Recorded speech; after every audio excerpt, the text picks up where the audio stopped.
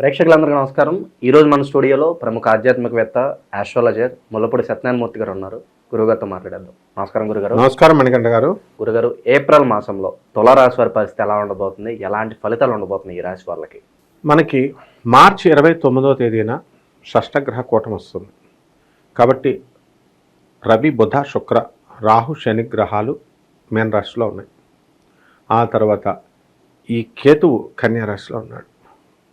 మరి మే 15వ తేదీన మనకి గురుడు వృషభ రాశి నుంచి మిథున రాశిలోకి వస్తున్నాడు. అదేవిధంగా రాహు మే 14వ తేదీ నుంచి ఆయన మీనం నుంచి కుంభంలోకి, ఆ తర్వాత అలాగే ఇక్కడ కన్య నుంచి మనకి సింహరాశిలోకి వస్తున్నాడు. ఇక్కడ మనకేంటంటే చాలా డేట్స్ ఉన్నాయి, తేడాలు. కొంతమంది మే 18 అని, మే 30 అని, ఈ డేట్స్ పెద్ద పట్టించుకోవాల్సిన లేదు. అయితే ఈ యొక్క గురుడు తులారాశి వారికి సువర్ణమూర్తిగా వెళ్తున్నాడు. అదనమాట అక్కడ పాయింట్. కాబట్టి మనకేమవుతాయి, ఆటోమేటిక్గా మొన్నటి దాకా అష్టమంలో ఉన్నాడు, అష్ట కష్టాలు పడ్డారు. ఆలోచన విధానం భ్రష్టత్వం, ఏ పని చేయాలన్నా సరే ఇతరులు బెదిరింపులు, అప్పులు, బాధలు, ఇలా రకరకాల బాధలతో ఉన్నారు. అయితే ఎక్కడా కూడా ఈ యొక్క తులారాశి వారి పనులు ఆగలేదు, నార్మల్గా వెళ్ళినాయి. ఇప్పుడు మనకు ఒకసారి మే 15వ తేదీ తర్వాత మంచిగా అయిపోతుంది. భాగ్యంలోకి వచ్చేసాడు. భాగ్యంలోకి వచ్చి గోల్డెన్ దానికి వస్తున్నాడు కాబట్టి గోల్డ్ స్పూన్లు అంటారు చూసా, ఆ విధంగా వీళ్ళంతా కూడా దూసుకెళ్తారు. పిల్లలు లేని వాళ్ళకి పిల్లలు కలుగుతారు. తర్వాత ఈ యొక్క పెళ్ళిళ్ళు కానటువంటి వాళ్ళకి వివాహాలు అవుతాయి. ఇక మే 18 తర్వాత మనకి ఈ రాహుకేతువులు లోహమూర్తులు అవుతున్నారు. దానివల్ల మనకేమవుతుంది, కొంచెం జాగ్రత్తగా వీళ్ళు ఉండాల్సినటువంటి పరిస్థితి. కాబట్టి ఈ ఎలక్ట్రానిక్స్ వ్యాపారాలు, ఆ తర్వాత ఈ యొక్క ఎలక్ట్రికల్ వ్యాపారాలు, ఇలాంటి బిజినెస్లు కొంచెం ఆచితూచి చేయాల్సినటువంటి పరిస్థితి ఉంది. ఈ మాసం వీళ్ళు ఆర్థికంగా ఎలా ఉండబోతున్నారు గురుగారు? ఆర్థిక పరిస్థితులు ఎలా ఉండబోతుంది?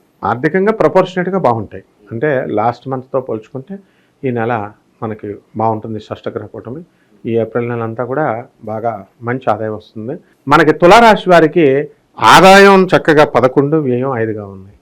ఇక రాజ్యపూజ్యము, అవమానం రెండు సమానంగా ఉన్నాయి. కాబట్టి చక్కగా ఇన్కమ్స్ అనేటటువంటివి ఎక్కువగా వస్తున్నాయి. కాబట్టి మనకి ఉద్యోగాల్లో కూడా ప్రమోషన్స్ వస్తాయి. ఇప్పుడు ఆడవాళ్ళందరికీ కూడా మనశ్శాంతి ఉంటుంది.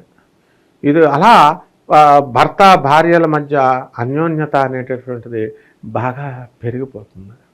అండ్ ఎవరైతే మరి ఈ యొక్క లవ్ అఫేర్స్లో ఉన్నటువంటి వాళ్ళు ఎవరైతే ఉన్నారో వాళ్ళ ప్రేమలు ఫలించడానికి వాళ్ళ తల్లిదండ్రులకు చెప్పి వివాహాలు చేసుకోవడానికి అవకాశాలు ఉంటాయి. ప్రేమికులకి అయితే గుడ్ న్యూస్ ఉందంటారు. అయితే ఉంది, ప్రేమికులకి గుడ్ న్యూస్ ఉంది.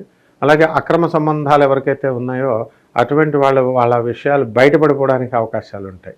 కాబట్టి అక్రమ సంబంధాలు మంచిదిగా నాయన, మీ సంసారాలు చాలా వీడియోలో చెప్తాం, మీరు ఎప్పుడు చెప్తూనే ఉన్నాను. అవును, అది వాళ్ళకి అలాగ అర్థం కావట్లా కొంతమందికి. ఒక ఆవిడ నాకు ఈ మధ్యన ఫోన్ చేస్తుంది, కన్యా రాశి వారికి.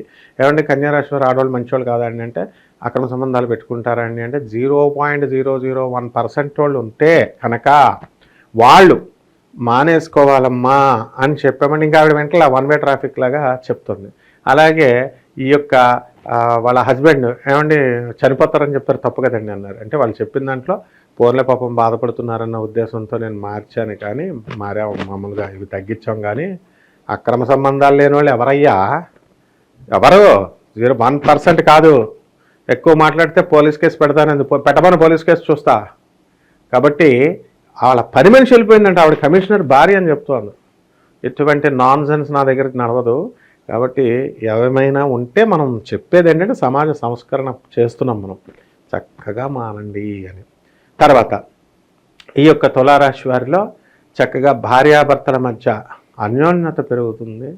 అండ్ నెక్స్ట్ మనకి ఈ police officers, security, income tax, revenue డిపార్ట్మెంట్లలో ప్రమోషన్స్ రావడానికి అవకాశాలు ఉన్నాయి. ఎంతో కాలంగా ప్రమోషన్స్ ఉన్నాయి. యాంకర్లకి లవ్ మ్యారేజీలు అవుతాయి. తర్వాత మీడియాలో జర్నలిస్టులకి, టెక్నీషియన్స్కి, కెమెరామ్యాన్స్కి, వీళ్ళకి వాళ్ళకి అంతా కూడా సినిమా యాక్టర్లకి ఆ ఫీల్డ్ అంతా బాగుంటుంది. అలాగే అగ్రికల్చర్, వ్యవసాయం, రైతుల పరిస్థితి మే 30 వరకు బాగుంటుంది. ఆ తర్వాత మే 30 దాటిన తర్వాత అస్సలు బాగుండదన్నమాట. అప్పుడు రైతులకు కొంచెం డౌన్ అవుతుంది పరిస్థితి. పిల్లలు మానసికమైనటువంటి అశాంతిని మా పిల్లల వల్ల కలిగి వస్తూ ఉంటుంది. కాబట్టి ఈ టైం బాగోకపోతే మనకి ఏంటంటే ఈ యొక్క తులారాశి వారందరికీ కూడా బుర్ర పనిచేయదు, చెప్పేది ఒకటైతే అర్థమయ్యేది ఒకటనమాట. అంటే ఈ పంచమ రాహు యొక్క పరిస్థితి అంతే మొండివాళ్ళగా మోనార్కల్గా చేయడానికి చూస్తూ ఉంటుంది. ఇక విద్యార్థులు వ్యాపారస్తుల పరిస్థితి ఎలా ఉండబోతుంది గురుగారు? ఏప్రిల్ నెలలో మనకి విద్యార్థులు ఇంకా మామూలుగానే ఉంటారు. ఎందుకంటే మనకు మారేది మే 14 తర్వాత కదా, మే 15 అప్పటి నుంచి చేంజ్ వస్తుంది. కాబట్టి ఇది ఏప్రిల్ నెలే కాబట్టి ఇంకా గురుడు మారలేదు. అందువలన విద్యార్థులు ఇంకా డౌన్లోనే ఉంటారు.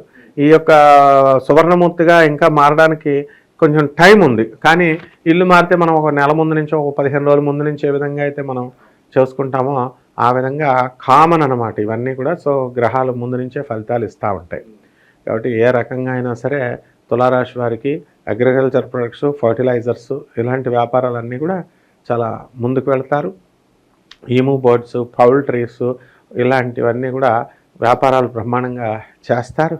చక్కటి ఆదాయాన్ని కలిగి ఉంటారు. కానీ ఇది లాస్ట్ అనమాట. ఇంకా అప్పుల బాధలు, ఇన్కమ్స్ ఇవి దీనికంటే ఇంకా తర్వాత క్రమేపీ బాగుపడతాయి. ప్రస్తుతం మనం ఏప్రిల్ గురించి మాట్లాడుతున్నాం కాబట్టి ఏప్రిల్లో లాస్ట్ మంత్ కంటే కొంచెం ఇంప్రూవ్మెంట్ ఉంటుంది.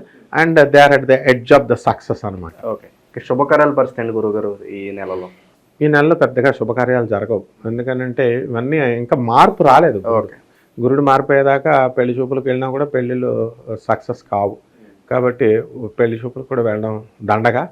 కాబట్టి అలాగా అందులోనూ ఈ యొక్క ఈ షష్టగ్రహ కూటమి నడుస్తుంది. వాటి యొక్క ప్రభావం ఎక్కువగా ఉంటుంది.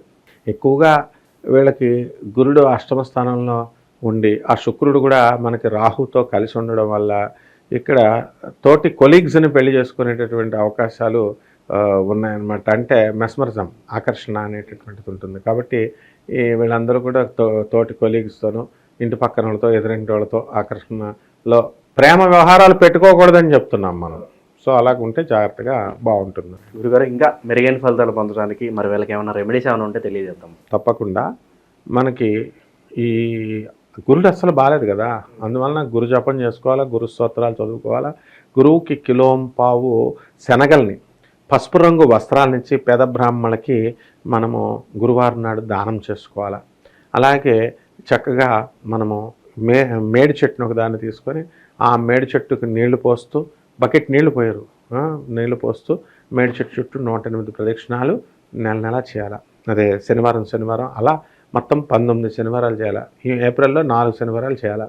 లేకపోతే 21 సార్లు ప్రతిరోజు చేయాలా. ఇవన్నీ చేస్తే తప్పకుండా మార్పు వస్తుంది. అలాగే దశమహావిద్యల్లో ఒకటైనటువంటి ఇది గురువుకు సంబంధించింది కాబట్టి తారా అమ్మవారికి చేయాలి. అలా చేసినప్పుడు ఎవరైనా చెప్పింది దాంట్లో ఉన్నటువంటి లోతు అర్థం తెలుస్తుంది అనమాట. ఉదాహరణకి గరికపాటి నరసింహారావు గారు ఉన్నారు, మా రాముడు మాంసం తిన్నాడని చెప్పాడు అనుకుందాం ఉదాహరణకి. అలా మాంసం తిన్నాడు అలాంటివి పట్టుకుంటారు. కానీ ఆయన పాపం మామూలు ఉద్దేశంతో, మామూలు సాధారణంగా జోకులు వేసే ఉద్దేశంతో, మామూలు క్యాజువల్గా ప్రజలను రంజింపజేయడానికి మాట్లాడినట్టు క్యాజువల్గా మాట్లాడతాం. ఇప్పుడు నన్ను ఎన్నోసార్లు వెధవ ఇలా రా అంటారు మా గురువులాళ్ళు అన్నప్పుడు, వెధవా అని అంటే అయ్య బాబా గురువుగారు ఇలా అనేశారు అని అనుకోకూడదు అనమాట. జోక్గా పిలుస్తారు. ఆ విధంగా అంటే అందులో ఆ అంతరార్థం అనేటటువంటిది గురుబలం ఉంటేనే తెలుస్తుంది. ఎప్పుడైతే ఈ యొక్క గురువుకు మేడి చెట్టు చుట్టూ తిరుగుతారో గానగాపురం వెళ్ళాల్సినటువంటి పరిస్థితి లేదు. మీ దగ్గర ఉన్నటువంటి దత్తాత్రేయ స్వామి దేవాలయాలు కూడా వెళ్ళొచ్చు. గురు చరిత్ర అనేటటువంటి పారాయణ చక్కగా వీళ్ళు చేసుకోవడం ద్వారా మంచిగా అయిపోతారు. నేను ఏప్రిల్ మాసంలో తులారాశి వారికి ఎలాంటి ఫలితాలు ఉండబోతున్నాయో చాలా అద్భుతంగా వివరించారు గురుగారు. ధన్యవాదాలు.